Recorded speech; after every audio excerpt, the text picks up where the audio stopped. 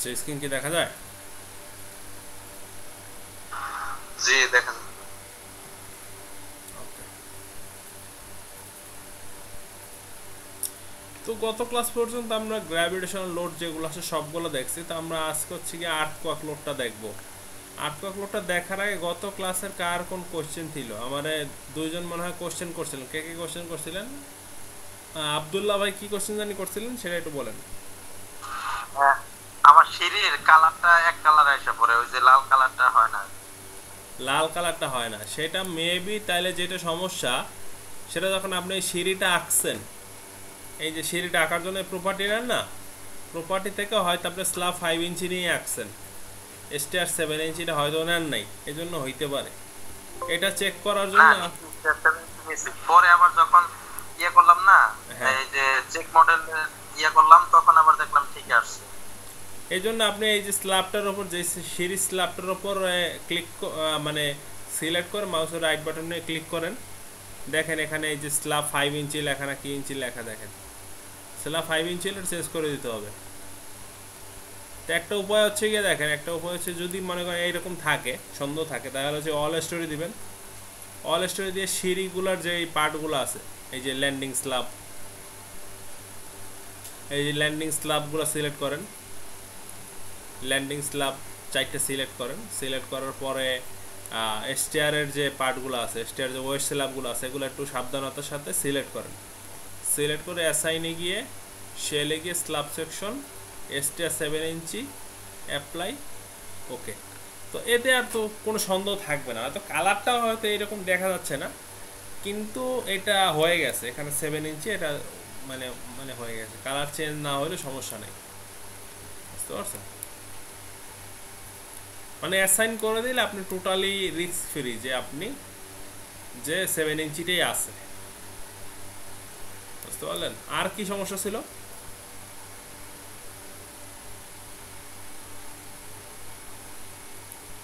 আচ্ছা, আর কি সমস্যা ছিল? এক্সট্রুড হচ্ছে না নাকি? হ্যাঁ হ্যাঁ, পরে হয়েছে, ওই যে আরেকটা ভিডিও দেখলাম তো পরে এই ক্লাসে, যে এক ভাই শো আনডিফর্ম শেপ যেটা আছে, এটাতে ক্লিক করেন। এইটা ক্লিক করার পরে এই হ্যাঁ যে এক্সট্রুড দিলে এক্সট্রুড হয়ে যাবে, বুঝতে পারছেন? ওই যে কোনো একটা অপশন চালু থাকলে এক্সট্রুড হয় না, আনডিফর্ম শেপে দিলে এক্সট্রুডটা হয়। আনডিফর্ম শেপে দিয়ে এক্সট্রুডটা কেটে যাবে।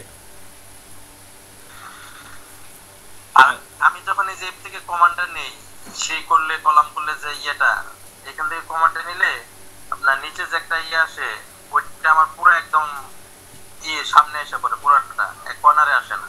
এইটা এই যেটা, হ্যাঁ হ্যাঁ আচ্ছা, আপনি 2020 ইউজ করেন না? হ্যাঁ।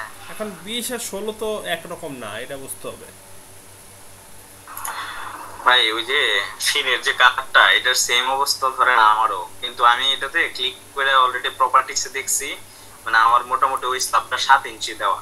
এখন আমি ক্লিক করে যদি আবার কালার গুলা চেঞ্জ করতে চাই, মানে এটার কোনো অপশন নাই যে আমি এটাতে ক্লিক করে আবার কালার গুলো একটু চেঞ্জ করে দিই? না না, এইটার কালার এখন আপনি এরকমই দেখবেন। কালার যেটা আপনি দিছিলেন প্রপার্টিতে, সেই কালার দেখার জন্য সেট ডিসপ্লে অপশনে যেতে হবে। এখান থেকে অবজেক্ট থেকে সেকশন প্রপার্টিস অ্যাপ্লাই, ওকে। এইটা দিলে আপনি রিয়েল কালারটা দেখতে পারবেন। আপনি যে কালারগুলো দিছিলেন রিয়েলি, সেই কালারগুলো এখানে দেখতে পারবেন। কিন্তু এখন যেটা আমরা চালু করা ছিল সেট ডিসপ্লে অপশনে, যে অবজেক্ট ছিল, অবজেক্টে ভাই আপনি যেই কালারই দেন কোনো বেনিফিট নেই। ভাই ওই এখানে আরেকটু সমস্যা, ওই যে এখানে ওই সেট ডিসপ্লে অপশনে আমার ওই নিচের এই উইন্ডোজের নিচের অ্যাপ্লাই ওকে, মানে এই জিনিসটা, মানে উইন্ডোজ ফুল পেজ আছে কিন্তু ওই জিনিসটা দেখা যায় না। কোনটা? ওই যে সেট ভিউ অপশনের যে উইন্ডোটা। এই সেট ডিসপ্লে অপশন? জি জি, হ্যাঁ, এটা আমার ওই যে নিচের অ্যাপ্লাই ক্লোজ ওকে, মানে এই বারটা দেখা যায় না। এখন একটা সমস্যা হচ্ছে কি, এটা স্ক্রিনের ছোট বড় জন্য এরকম হয়। এটা আগে আপনি এটা একটু রিসাইজ করে নিতে পারেন। রিসাইজ করলেও মানে উপর থেকে শুধু নিচে এইটা হয়, কিন্তু ওটা সমস্যার আসে না। সমাধান আসলে আমি ওই রকমে এটা সমাধান দিতে পারছি না। এটা স্ক্রিনের জন্য অনেক সময় হয়, ছোট স্ক্রিন বড় স্ক্রিনের জন্য এই সমস্যাটা হয়, এটা জানি। এজন্য রিসাইজ করে নিই। এর আলাদা কোনো অপশন আছে কিনা সেটা আমি, আমার আপাতত আমার মাইন্ডে নাই, বুঝতে পারছেন? স্ক্রিনে ছোট বড় কারণ অনেক সময় হইতে পারে, এইরকমই হয়, আমি এটা সম্পর্কে অবগত আছি। কিন্তু ওইটার ফাইনাল সলিউশন কি রিসার্চ করা ছাড়া ওই সলিউশনটা আমার কাছে আপাতত নাই আর কি। আচ্ছা ভাই এই যে কি জানি নাম, আরেকজন ভাই ছিল শাহিন ভাই, একটা কোশ্চেন করছিল, যাই হোক উনি তো নাই এখন। তো এই কিছু কথা। তো এখন আমরা যেহেতু মোটামুটি সলিউশন করছি টুকটাক যেগুলো ছিল, এখন আমরা নেক্সট পার্টের দিকে আগাই, আমাদের আর্টওয়ার্ক লোডের দিকে আগাই। তো লোড অ্যাপ্লাই লোডে আমরা চলে আসছিলাম। অ্যাপ্লাই লোডে আমরা কি কি লোড দিছি, dead load, floor finish, partition wall, roof live load পর্যন্ত দিয়ে দিছি, একটু পর্যন্ত দিয়ে দিছি, অ্যাপ্লাই লোড করে দিছি এটা। এখন আর্টওয়ার্ক লোড আজকে দিব। এগুলা আর্টওয়ার্ক লোড আর উইন লোড এগুলা আলাদা আলাদা দেবো, ঠিক আছে? দুইটা আলাদা ক্লাস হবে। আজকে আর্টওয়ার্কের জন্য একটা ক্লাস হবে, নেক্সটে আমরা উইন লোডের জন্য একটা ক্লাস করব। আচ্ছা, আর্টওয়ার্ক লোডিংয়ের ক্লাস করার আগে যেটা আপনাকে কাজটা করে নিতে হবে সেটা হচ্ছে কি, প্রথমে এই অপশন থেকে একটা কাজ করে নিতে হবে আপনাকে, সেটাকে বলা হচ্ছে মাস সোর্স, ডিফাইন মাস সোর্স। এই ছোট একটা কাজ করে নিতে হবে আপনাকে। এইটা কেন করে, এটা কিভাবে করে বা কোন কোন দিক বিবেচনা করতে হবে সেটা যদি দেখতে চাই, এই 4 নাম্বার একটা শিট আছে মাস সোর্সের। তো আপনাদের গত ক্লাসে মানে লাইভ লোডের ক্লাসেটা দেখাইছিলাম, live load, normal live load, একটা লাইভ লোড আছে 3 কিলো ইন্টারের চাইতে বেশি, মানেছিলাম না এরকম? আচ্ছা ঠিক আছে, এইটা কেন বানাইছিলাম এটা এখন ক্লিয়ার হয়ে যান। বিএনবিসি 2020 অনুসারে যদি লাইভ লোড 3 কিলোমিটারের চাইতে 3 কিলোমিটারের মধ্যে হয়, সাউন্ড অফ রাখেন একজন, আব্দুল্লাহ ভাই সাউন্ড অফ রাখেন। আচ্ছা, লাইভ লোড যদি 3 কিলোমিটারের মধ্যে হয় তাহলে 25% মাস সোর্স ধরতে হবে লাইভ লোডের উপরে। আর লাইভ লোড যদি 3 কিলোমিটারের চাইতে বেশি হয় তাহলে 50% ধরতে হবে। দেখেন দুইটার পার্থক্যের জন্য আমরা দুইটা আলাদা আলাদা লাইভ লোড তৈরি করে নিছি, ঠিক আছে? অর্থাৎ 3 কিলোমিটার চাইতে যেগুলো কম সেগুলোতে আমরা 25% মাস সোর্স বিবেচনা করব, আর যেগুলোতে 3 কিলোমিটার চাইতে বেশি আছে সেগুলোতে আমরা 50% বিবেচনা করব, ঠিক আছে? এইটা একটু বিএনবিসি অনুসারে সিসমিক ওয়েট বিবেচনা করা হয়। ডেড লোডগুলো কিন্তু কোনোভাবে হ্রাস করা সম্ভব না, কিন্তু লাইভ লোড যেগুলো আছে এগুলো তো চলন্ত লোড, মানে এগুলো কোনো সময় আছে কোনো সময় না, এটা ফিক্সড না। এগুলো চাইলে আমরা কিছু রিডাকশন করতে পারি সিসমিক ওয়েটের জন্য। এগুলো যদি 100% আমরা বিবেচনা করি তাহলে হবে কি, অনেক লোড বেড়ে যাবে, বিল্ডিংয়ের অনেক লোড ওয়েট চলে আসবে। এই জন্য আমরা এটাকে রিডিউস, বিএনবিসি বা যারা এটা সম্পর্কে গবেষণা করছেন তারা এটাকে অ্যানালাইজ করে এটা দুইটা প্রকৃতি নির্ধারণ করছেন। যেগুলো 3 কিলোমিটার চাইতে কম সেগুলোতে 25% লাইভ লোড সিসমিক ওয়েট বিবেচনা করছেন আর্টওয়ার্ক লোডিংয়ের ক্ষেত্রে, আর যেগুলো 3 কিলোমিটার চাইতে বেশি সেগুলোকে 50% বিবেচনা করছে। এই জন্য আমরা কিন্তু দুইটা সিসমিক লোডটা হচ্ছে গিয়া যে ভূমিকম্পের যে লোড, আর্টওয়ার্ক লোড যেটা সিসমিক ওয়েট, বুঝতে পারছেন? এখন আমরা মাস সোর্সটা করে নিই। মাস সোর্স করার জন্য আমরা চলে ডিফাইনে মাস সোর্স যে অপশনটা আছে এটাতে ডিফাইনে মাস সোর্স, মডিফাই মাস সোর্সে যাব। এখানে গিয়ে আমরা সিলেক্ট করব স্পেসিফাইড লোড প্যাটার্নস, এই দুইটা কাটা, এগুলোকে আনসিলেক্ট করি, স্পেসিফাইড লোড প্যাটার্নসে ক্লিক করি। লোড প্যাটার্ন ডেড লোড দেওয়া আছে 1, অ্যাড দিলাম। ডেড লোডের সাথে ডেড লোডের যেগুলো আছে ফ্লোর ফিনিশ অ্যাড, পার্টিশন ওয়াল অ্যাড। তারপরে দিব হচ্ছে live load, normal live load যেটা, এটা দিব হচ্ছে 0.25, কারণ 3 কিলোমিটারের চাইতে কম। এরপরে আছে কি রুফ লাইভ লোড, এইটা 0.25 অ্যাড দিলাম। এরপরে আছে লাইভ 3 কিলোমিটার চাইতে বেশি, এইটা দিব 0.50, মানে 50% বিবেচনা করছি। এখানে 1 মানে 100% আর 0.25 মানে 25%, ঠিক আছে? 1 মানে এখানে 100% আর 0.5 মানে 50%। আচ্ছা, এটা করে ফেললাম, এখানে আর কোনো চেঞ্জ নাই, এগুলো যা আছে তাই। এখন ওকে করে দিলাম। তো মাস্টার্সটা আমরা করে ফেলছি, এটা অবশ্যই করতে হবে। আর্থকোয়াক এবং উইন্ড লোড অ্যাপ্লাই করলে এটা করতে হবে। অর্থাৎ সিসমিক ফোর্স আপনি যদি দেন, সিসমিক বা উইন্ডের ফোর্স দিলে আপনার মাস্টার্সটা করতে হবে, ঠিক আছে। আর ওই দিকটা অবশ্যই বিবেচনায় রাখতে হবে। কোন দিকটা? এই যে ওয়েটের দিকটা 3 কিলোর চেয়ে বেশি আছে কিনা, এগুলো কিন্তু ডিফারেন্ট করে আপনাকে দিতে হবে, অ্যাপ্লাই করতে হবে। আচ্ছা, এটা গেল। তো আমরা ছোট একটা অপশন দেখে পেলাম মাস্টার্স। এখন আমরা অ্যাপ্লাই লোডস দেখতেছি, এখান থেকে আমরা আর্থকোয়াক লোডটা অ্যাপ্লাই করব। আচ্ছা শাহিন ভাই, ইএক্স আর ইকিউ জানতে চাইছিলেন, কি জানতে চাইছিলেন? এই ইএক্স আর ইকিউ, ইএক্স আর ইওয়াই, হ্যাঁ এই লোডটার কি মানে? এটা আর্থকোয়াকের লোড, ভূমিকম্পের লোড, এটা ভূমিকম্পের লোডিং।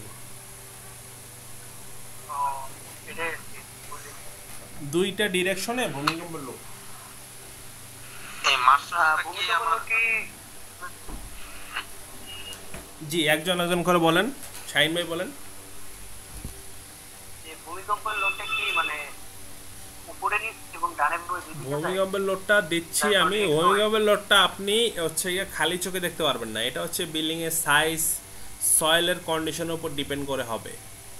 যেমন ডেড লোড, লাইভ লোড, এটা কিন্তু আমরা ম্যানুয়ালি দিছি, এই যে 42 পিএসএফ বা ওই যে 0.4 কিপ, এগুলো কিন্তু ম্যানুয়ালি দিচ্ছি। কিন্তু আর্থকোয়াকের লোডটা হচ্ছে গিয়া এলাকা বা ভূমিকম্পের জোন, সয়েলের টাইপ, এগুলো ভিত্তি করে হবে, ঠিক আছে। এটা নির্দিষ্ট কোনো সীমা নাই, বিল্ডিংয়ের সাইজ যত বড় তত বেশি হবে, বা প্যাটার্নটা ওই রকমই হবে, হাইট যত বেশি হবে অতটা মানে চেঞ্জ হবে, এর উপর ডিপেন্ড করে। আর্থকোয়াক আর উইন্ড লোড এই যে বিল্ডিংয়ের হাইট বা এরিয়ার উপর ডিপেন্ড করে হয়। এগুলো আপনার খালি চোখে ম্যানুয়ালি দেখতে পারবেন না, এগুলার কিছু প্যারামিটার আছে, প্যারামিটারগুলো আমরা জাস্ট এখানে অ্যাপ্লাই করে দেব। তারা এরপরে ইটা সেটাকে ক্যালকুলেট করে ওইটার ওয়েটটা বের করে নেবে। ওইটা ওয়েটটা আমরা দেখতে পারবো না, ওয়েটটা দেখতে পারবো ক্যালকুলেশন করার পরে, অ্যানালাইসিস করার পরে ওয়েট দেখতে পারবো যে কতটুকু ওয়েট আসছে আর্থকোয়াকের জন্য, উইন্ড লোডের জন্য, আমরা ওয়েটটা দেখতে পারবো। আচ্ছা, এরপর আর কে কি কোশ্চেন করছিলেন?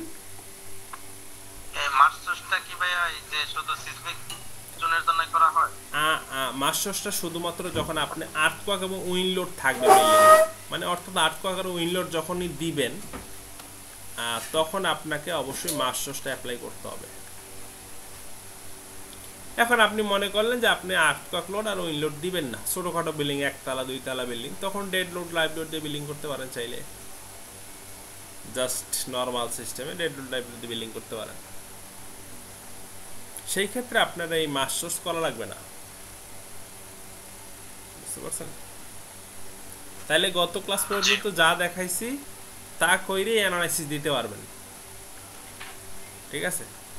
তাই আপনার এই লোড, এই আর্থকোয়াক লোড, উইন্ড লোড করে দেওয়া লাগবে না। ছোটোখাটো বিল্ডিং 2 তলা 1 তলার ক্ষেত্রে যদি আপনি wind load, earthquake load apply করে দেন, সেই ক্ষেত্রে দেখা যাবে যে কলামের সাইজ বা বিমের সাইজ বা রিইনফোর্সমেন্ট অনেক বেশি আসে। এখন আপনি চাইলে দিতেও পারেন, আপনি চাইলে নাও দিতে পারেন, ক্লায়েন্ট কী চায় সেটার উপর নির্ভর করে অনেকাংশে বর্তমানে। অ্যাজ এ ইঞ্জিনিয়ার এখন 1 তলা বিল্ডিংয়ে উইন্ড লোড আসে, 2 তলা বিল্ডিংয়ে উইন্ড লোড আসে, আর্থকোয়াক এফেক্ট আসে, ওইটাকে আপনাকে বুঝে আর কি অ্যাপ্লাই করতে হবে। যাই হোক, আমরা এখন উইন্ড লোডটা, আর্থকোয়াক লোডটা দেখবো। আর্থকোয়াক লোড দেখার আগে আমাদের যে জিনিসটা লাগবে, 3টা জিনিস লাগবে। 2টা শীট লাগবে, একটা সয়েল টেস্ট লাগবে। সয়েল টেস্ট লাগবে কেন? মাটির কন্ডিশনের উপর ডিপেন্ড করে আমার আর্থকোয়াকের লোডটা অ্যাপ্লাই হবে। আচ্ছা, আমরা সয়েল টেস্টের যে মেজর যে শীটটা, সেটা হচ্ছে 10 নম্বর শীট, এটা এখনও দেওয়া হয়নি, আপনাদেরকে আজকে দিয়ে দিব। আর্থকোয়াক লোডের যে মেজর শীটটা সেটা হচ্ছে 10 নম্বর শীট। এইটার সাথে সাপোর্টিভ একটা শীট আছে 10.1 লেখা আছে সয়েল সাইট ক্লাস, এটা হচ্ছে সাপোর্টিভ, ছোটো একটা অপশনের জন্য কাজ করে, সেটাও দেখাই দেব।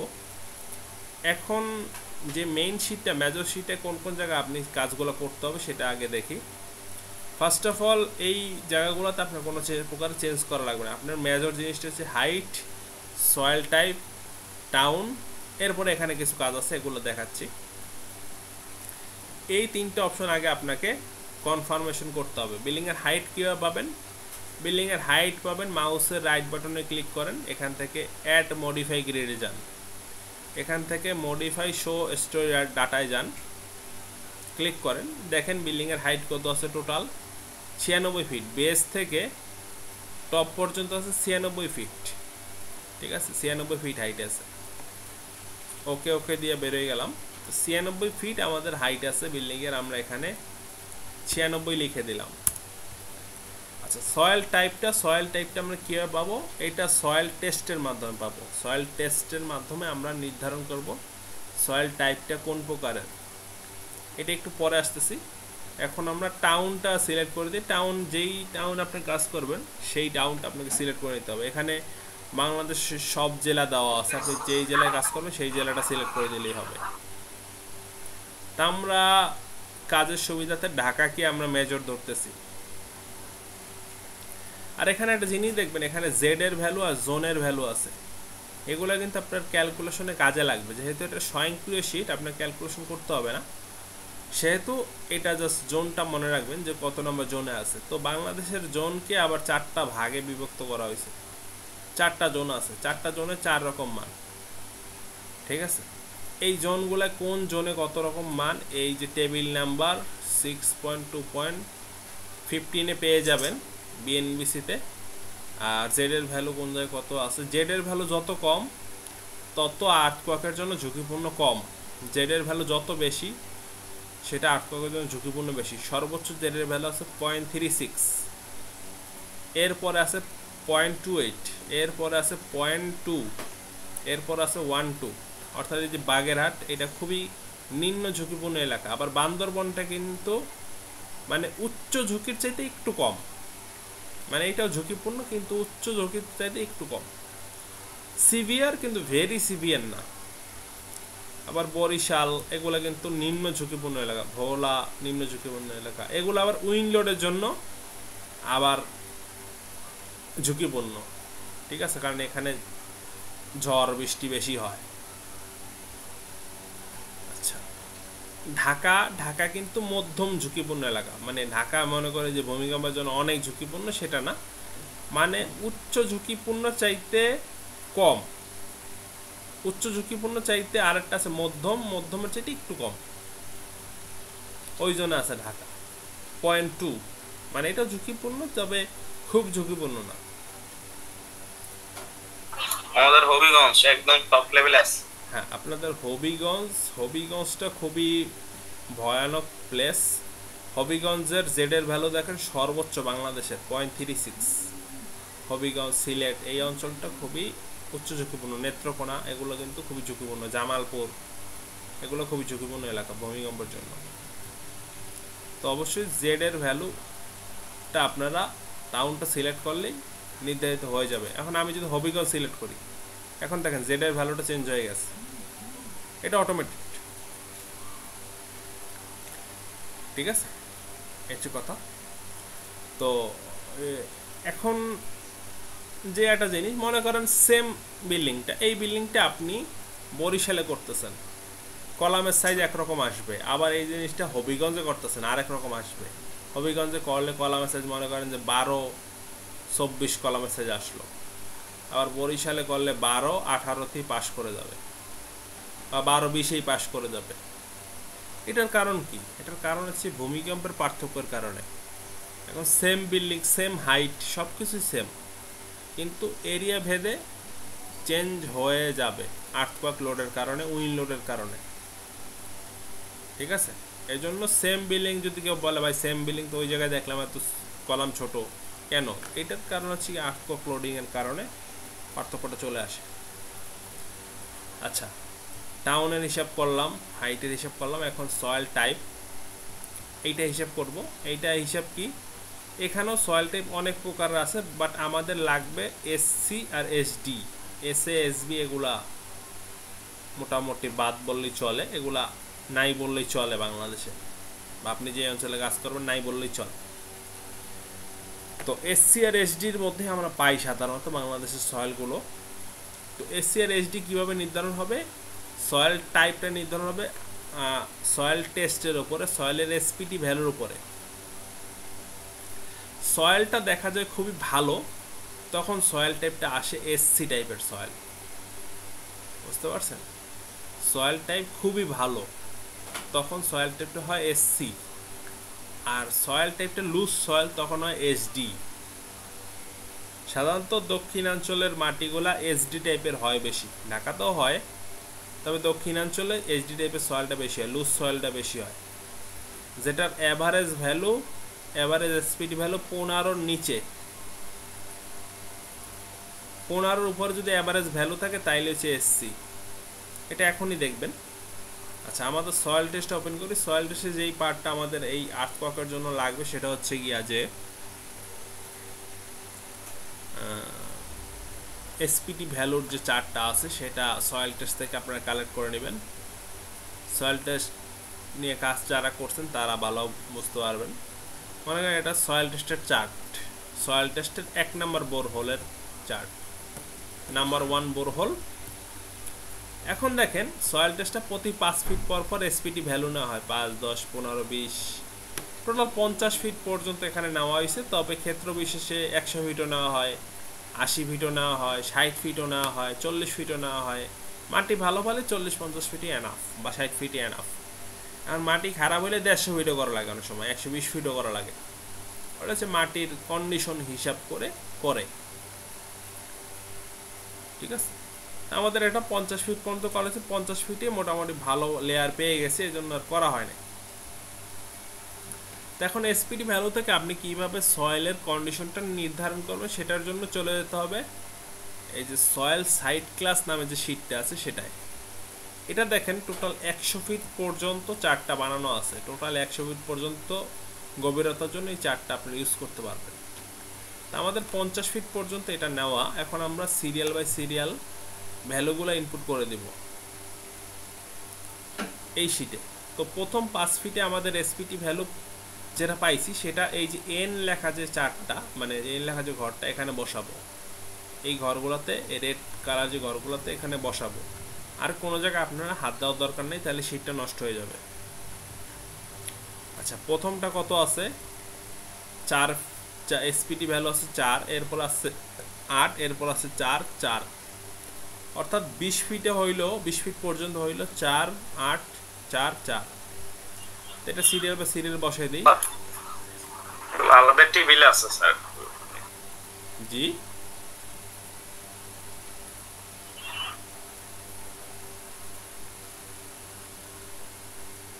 চার, 8, 4, 4, মানে 20 ফিট পর্যন্ত 4, 4, 8, 4 এটা বসাই দিলাম সিরিয়াল বা সিরিয়াল। এরপরে কত আছে?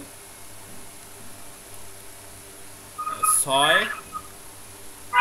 আচ্ছা, এখানে বসানো আছে, আর একটা ক্লাস করেছিলাম তো, 6, তারপরে 12, তারপরে 35 ফিটে কত আছে দেখি।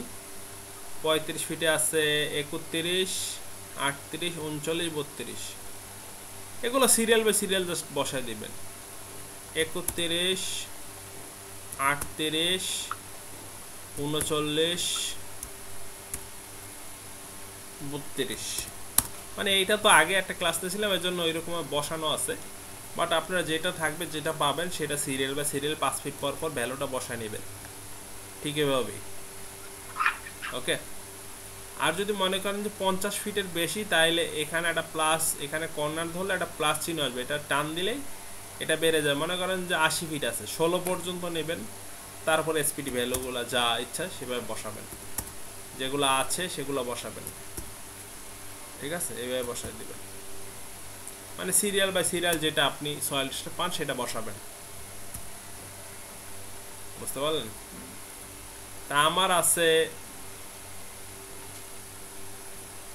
50 ফিট পর্যন্ত, এই জন্য আমরা 50 পর্যন্ত রাখলাম, বাকিগুলোকে ডিলিট করে দিলাম।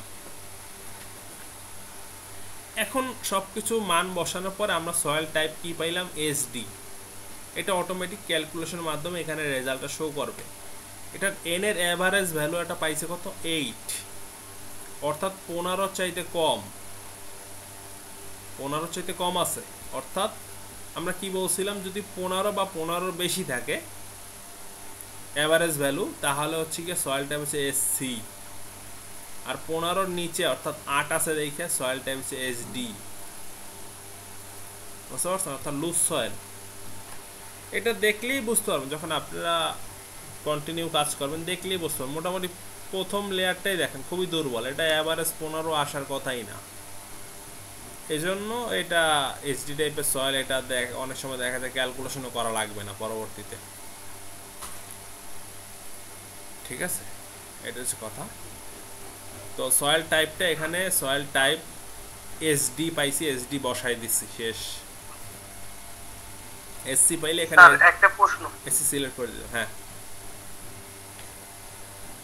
যদি স্যার সাধারণত দেখা যায় 3 তলা বা 4 তলা বিল্ডিং এর ক্ষেত্রে অনেক সময় সয়েল টেস্ট হয় না, সেক্ষেত্রে এসডি বা এসডি কিভাবে ডিফাইন করব?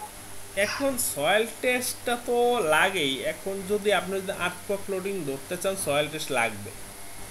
সয়েল টেস্ট যদি না থাকে, এখন যদি উচ্চ ঝুঁকিপূর্ণ ভূমিকম্প এলাকা হয়, যেমন হবিগঞ্জ বা যে কোনো উচ্চ ঝুঁকিপূর্ণ এলাকায়, সেগুলাকে আপনি এভারেজ এসডি ধরে কাজটা করতে পারেন। সেই ক্ষেত্রে হয়তো ওভার ডিজাইন কিছু হইতে পারে, কিন্তু আপনি সেফ জোনে থাকবেন আর কি, বুঝতে পারছেন?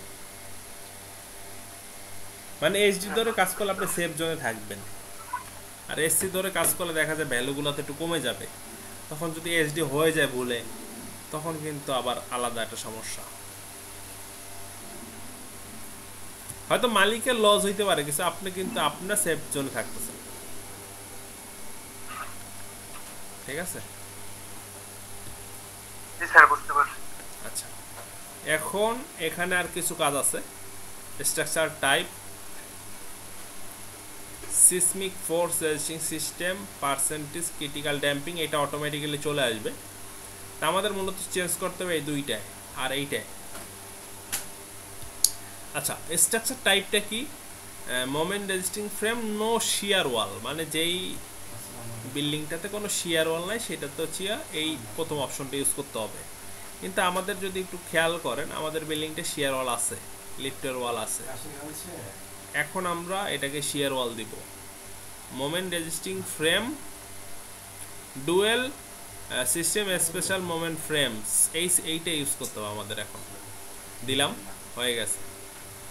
Dual system moment special moment frame, আমাদের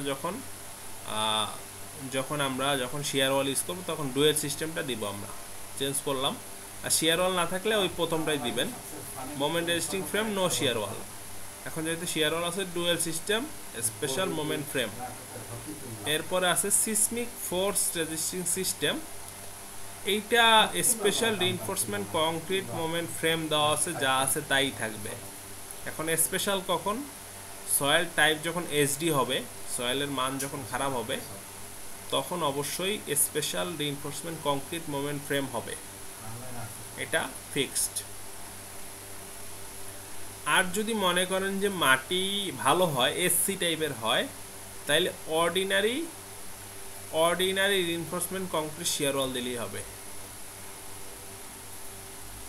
মাটিটা যদি এসসি টাইপের হয়, মাটি ভালো হইলে এটা অর্ডিনারি হবে, বুঝতে পারছেন? এখন আমাদের অর্ডিনারি না, আমাদের স্পেশাল ক্যাটাগরিতে ডিজাইনটা হবে, এজন্য আমরা এসডি সিলেক্ট করে স্পেশাল রিইনফোর্সমেন্ট কংক্রিট শিয়ার ওয়ালটা সিলেক্ট করতে হবে। এটার সাথে সাথে কিন্তু এই যে আর এর ভ্যালুটাও কমবে বাড়বে। আর এর ভ্যালু কোনটা? সেইটা এখানের 3 নাম্বার শিটে এখানে পেয়ে যাবে। আর এর ভ্যালু রেসপন্স রিডাকশন ফ্যাক্টর, এটা বিএনবিসি অনুসারে ফিক্সড করা, এটা আমাদের কোনো হাত নাই। এটা বিএনবিসি অনুসারে মোমেন্ট ডুয়েল সিস্টেমের জন্য স্পেশালি তারা এখানে কিছু ক্যাটাগরি সিলেক্ট করে দিয়েছে। এই যে আর এর ভ্যালুটা যেটা আছে 7, এটা কিন্তু এই শিটেই পাবেন, এই যে টেবিল নাম্বার 6.2.19 এটা বিএনবিসিতে আপনারা পেয়ে যাবেন, বুঝতে পারলেন? হইলো এটা। এরপরে ডাম্পিং, যে ক্রিটিক্যাল ড্যাম্পিং পার্সেন্টেজ, এটা অটোমেটিক্যালি চলে আসবে, আর এর ভ্যালুটা অটোমেটিক্যালি চলে আসবে। আপনাকে আরটা চেঞ্জ করতে হবে। স্ট্রাকচারাল টাইপ, সিএমআরএফ নর্মাল বিল্ডিংয়ের জন্য সিএমআরএফটা সিলেক্ট করবেন, নর্মাল আরসিসি বিল্ডিংয়ের জন্য কংক্রিট মোমেন্ট রেজিস্টিং ফ্রেম। এখন আপনাদের যে বিল্ডিংটা দেখাচ্ছি সেটার মধ্যে শিয়ার ওয়াল আছে, এজন্য আমাদের সিলেক্ট করতে হবে AOSS, অল আদার স্ট্রাকচারস এখানে AOSS ফুল মিনিং লেখা আছে। All other structural system AOSS, এইটার আবার সিটির ভ্যালু আছে, এটা চেঞ্জ আছে। এখানে আবার এম এর ভ্যালু আছে, এটা আবার চেঞ্জ আছে। অন্যান্য ক্ষেত্রে শুধুমাত্র CMRF দিলেই হবে, CMRF এর সিটির ভ্যালু আর এম এর ভ্যালু কিন্তু চেঞ্জ আছে। আর যদি শেয়ার অল থাকে AOSS দিতে হবে, অল আদার স্ট্রাকচারাল সিস্টেমস। তো আমরা এটাকে সিলেক্ট করে দিলাম AOSS। AOSS এর দেওয়ার সাথে সাথে এখানে সিটির ভ্যালু এম এর ভ্যালু অটোমেটিক্যালি চলে আসবে। আবার CMRF দিলে এখানে সিটির ভ্যালু এম এর ভ্যালু অটোমেটিক্যালি চলে আসবে। এগুলো সব BNBC অনুসারে ফিক্সড করা আছে, এগুলো নিয়ে কোনো টেনশনের দরকার নেই। BNBC অনুসারে এখানে কোন জায়গায় কত আছে টেবিল নাম্বার 6.2.0 পেয়ে যাবেন। ঠিক আছে, আচ্ছা গেল। এখন আমাদের এত কাজ করলাম কেন? আমাদের এই required value for ইট্যাপস calculation according to code, তো এখানে কোড অনুসারে দুইটা পার্টে আমাদের এটা ক্যালকুলেশন করা আছে। তা আমরা যে কোনো দুইটা পার্ট ইউজ করতে পারি। আমরা ইউজ করবো এই পার্টটা ইউজ করব, এইটাকে ইউজ করব না, এটা শর্টকাট, এইটাই ইউজ করব। Required value for ইট্যাপস calculation. Dial কি পড়ে নাকি? ডাল ইট্যাপস calculation, required value for ইট্যাপস calculation according to code. তো এত ডাটা দিলাম কেন? এত ডাটা দিছি হচ্ছে কি এই মানগুলোর জন্য। আপনার এখানে ঢাকার পরিবর্তে যদি হবিগঞ্জ হয় বা 96 ফিটের জায়গায় যদি 196 ফিট হয়, এগুলোর ডাটা কিন্তু চেঞ্জ হয়ে যাবে। ঠিক আছে, আবার এখানের ভ্যালুগুলোর মাধ্যমে কিন্তু এই ডাটাগুলো চেঞ্জ হয়ে যাবে। এই ডাটা ইনপুট করার জন্যই কিন্তু এত ক্যালকুলেশন করা আছে। আর এখানে এই যে টি এর ভ্যালু আছে, এটা কিন্তু খুবই গুরুত্বপূর্ণ, এটা পরবর্তীতে আমাদের কাজে লাগবে। আমাদের উইন্ডোর ডিজাইন করতে গেলেও এই টি এর ভ্যালুটা কাজে লাগবে। এটা একটু সেভ দিয়ে রাখি মডেলটাকে। এখন আমরা চলে যাব ইট্যাপসে। আমাদের আর্টকক লোডের কাজটা প্রায় শেষের পর্যায়ে, জাস্ট এই ভ্যালুগুলো ইনপুট করে দিলেই হবে, আমাদের ক্যালকুলেশন শেষ। আমরা চলে যাব ডিফাইনে, লোড প্যাটার্নসে চলে যাবে। এখান থেকে EX এর এখান থেকে আমরা চলে যাব মডিফাই ল্যাটারাল লোড। আচ্ছা, এখান থেকে X এর জন্য যখন কাজ করব শুধুমাত্র X রাখবো, Y রাখবো না, এগুলোকে এজন্য আনসিলেক্ট করে দিলাম। আচ্ছা, এখন প্রথম থেকে আসি। টাইম পিরিয়ড টি এর মান যেটা, এই যে এখানে টাইম পিরিয়ড টি এর মান যেটা, সেটা আমরা ম্যানুয়ালি যেহেতু নিছি এজন্য ইউজার ডিফাইনটা সিলেক্ট করে দেব। এখানে দিব হচ্ছে গিয়া 0.6 কত আছে দেখি, আছে 614, 0.614, 0.614। এরপরে স্টোরি রেঞ্জ বেস থেকে টপ পর্যন্ত, এটা যা আছে তাই। এরপরে ফ্যাক্টরের জায়গায় response relation factor, omega, CD, এগুলা আমরা এখানে শিটে পেয়ে যাব। আর এর ভ্যালু কত? 7 আছে এখানে। আর এর ভ্যালু দেওয়া আছে 8 দেওয়া আছে, আমরা এটাকে 7 করে দেব। ওমেগা দেওয়া আছে 3, আমরা কত পাইছি ওমেগার ভ্যালুটা? আমরা ওমেগার ভ্যালু পাইছি 2.5, করে দিলাম 2.5। তারপরে সিডির ভ্যালু এখানে দেওয়া ছিল 5.5, আমরা কত পাইছি দেখি। সিডির ভ্যালু 5.5ই আছে, যা আছে তাই। ইম্পর্টেন্স ফ্যাক্টর 1ই থাকবে, এই যে ইম্পর্টেন্স ফ্যাক্টর 1ই থাকবে, এটা চেঞ্জ হবে না। আচ্ছা, এই পার্টটা গেল। এখন এখানে আসি। এখানে এসএস এর ভ্যালু দেওয়া আছে 2.29, মানে ইট্যাপসের ডিফল্ট ভাবে দেওয়া ছিল। আমাদের কত পাইছি ক্যালকুলেশন করে, এটা কেটে দিই। এসএস এর ভ্যালু পাইছি কত? এসএস এর ভ্যালু পাইছি 0.5, 0.50। S1 এর ভ্যালু কত পাইছি দেখি। S1 এর ভ্যালু পাইছি 0.2, 0.20, সরি 20। এরপরে লং পিরিয়ড ট্রানজ্যাকশন পিরিয়ড এইটা পাইছি 8 সেকেন্ড, মানে এখানে দেওয়া আছে 8 সেকেন্ড, আমরা কত পাইছি? আমরা পাইছি 2 সেকেন্ড, 2, এটাকে আমরা 2 দিয়ে দিলাম। আচ্ছা, সয়েল সাইড ক্লাস এখানে বি দেওয়া আছে, আমরা দেব এফ। এফ না দিলে এই দুইটা ঘর ওপেন হবে না, এই জন্য এফটাকে সিলেক্ট করে দিলাম আমরা। এখন এফ এর মান আর এফ বির মান দেওয়া আছে 1 1 দেওয়া আছে, আমরা কত পাইছি?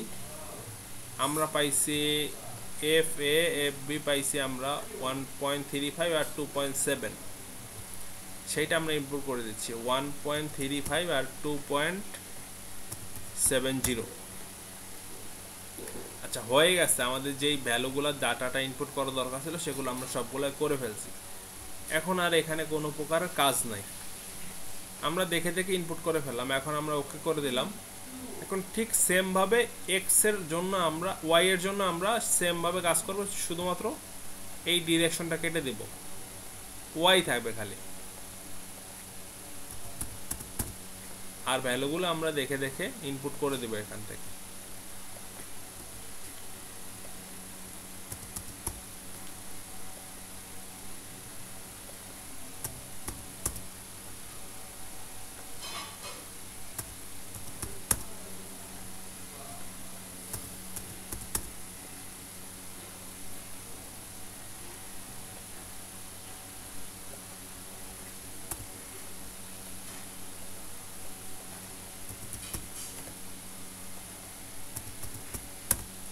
আচ্ছা, শেষ তো, যেগুলো দরকার ছিল সেগুলো আমরা সব ইনপুট করে দিছি, ঠিক আছে, আর কোনো কাজ নাই। এখন আমরা ওকে করে দিলাম, ওকে করে দিলাম। তো আমাদের সিসমিক ওয়েটটা অ্যাপ্লাই হয়ে গেছে। তো সিসমিক যে ওয়েটটা আছে, আর্থকোয়াকের যে মানে আর্থকোয়াকের যে প্রেশারটা আছে বা কতটুকু লোড আসতেছে, সেটা আমরা অ্যানালাইসিস করার পরে জানতে পারবো। এখন আমরা এটাকে খালি চোখে দেখতে পারবো। আমাদের এখন এই যে প্যারামিটারগুলো যেগুলো আছে এগুলো ইনপুট করে দিতে হবে, এগুলাই জাস্ট কাজ ছিল আর্থকোয়াকের জন্য। তারপর যে লোডটা আসে, কতটুকু লোড আসে, কত কেজি বা কত কিপ লোড আসে, সেটা কিন্তু আমরা কিন্তু অ্যানালাইসিসের পরে বুঝতে পারবো যে কতটুকু প্রেশার বা লোড আসতেছে আমাদের ওই আর্থকোয়াক লোডের জন্য। বুঝতে পারছেন?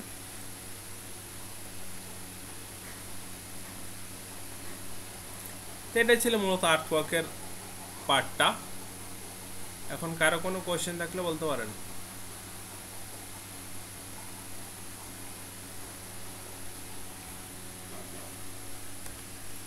যেভাবে দেখাইলাম এইভাবে আপনারা সিরিয়াল বা সিরিয়াল কাজগুলা করে আর কি আপনারা আর্থকোয়াক লোডটা অ্যাপ্লাই করবেন।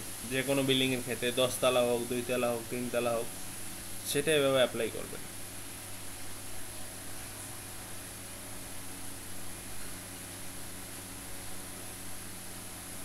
আর কোনো কোয়েশ্চেন আছে?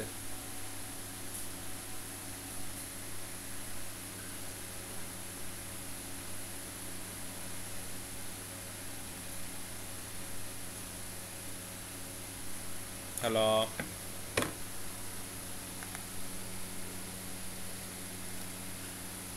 আচ্ছা ঠিক আছে, তাহলে আজকে ক্লাসটা এই পর্যন্ত সীমাবদ্ধ।